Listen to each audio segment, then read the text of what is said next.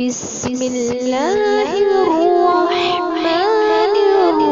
الرحیم۔ خلیفہ ہارون الرشید اپنی بیوی زبیدہ سے مناظرہ کر رہا تھا۔ گفتگو کے دوران زبیدہ نے ہارون الرشید کو دوزخی کہہ دیا۔ ہارون الرشید نے کہا کہ اگر میں دوزخی ہوں تو تمہیں میری طرف سے طلاق ہے۔ غرض دونوں آپس میں جدا ہو گئے۔ چونکہ خلیفہ کو زبیدہ سے بہت محبت تھی اور زبیدہ بھی خلیفہ کو نہایت محبوب رکھتی تھی، اس لیے دونوں پریشان ہو گئے۔ تمام علماء کرام کو جمع کر کے فتویٰ طلب کیا، مگر چپ رہے اور کہنے لگے کہ سوائے اللہ تعالیٰ کی ذات کے کوئی نہیں جانتا کہ خلیفہ دوزخی ہے یا بہشتی۔ علماء کرام نے یہ جواب دیا۔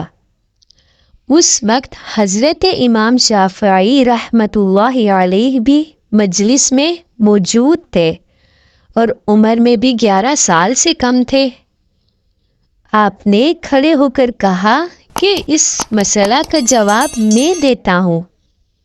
سب لوگ حیران رہ گئے کہ ایک بچہ کیا جواب دے سکتا ہے۔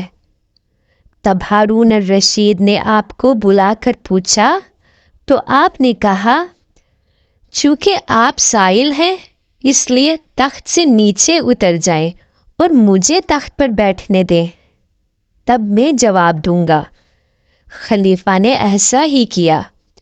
جب آپ تخت پر بیٹھ گئے تو فرمایا کہ تمہارے سوال کا جواب بعد میں دوں گا، پہلے تم میری بات کا جواب دو۔ پوچھا، کیا سوال ہے؟ فرمایا کہ کیا کبھی کسی گناہ کے کر سکنے کی ہمت ہوتے ہوئے تم نے خوف خداوندی سے اس گناہ کو ترک کیا ہے؟ خلیفہ نے کہا، ہاں۔ تب آپ نے فرمایا کہ میں حکم دیتا ہوں کہ تم بہشتی ہو۔ تمام علماء کرام نے یہ سن کر کہا کہ یہ کس طرح اور کس حکم سے؟ آپ نے فرمایا، قرآن کہتا ہے، وَأَمَّا مَنْ خَافَ مَقَامَ رَبِّهِ وَنَهَى النَّفْسَ عَنِ الْهَوَىٰ فَإِنَّ الْجَنَّةَ هِيَ الْمَأْوَىٰ۔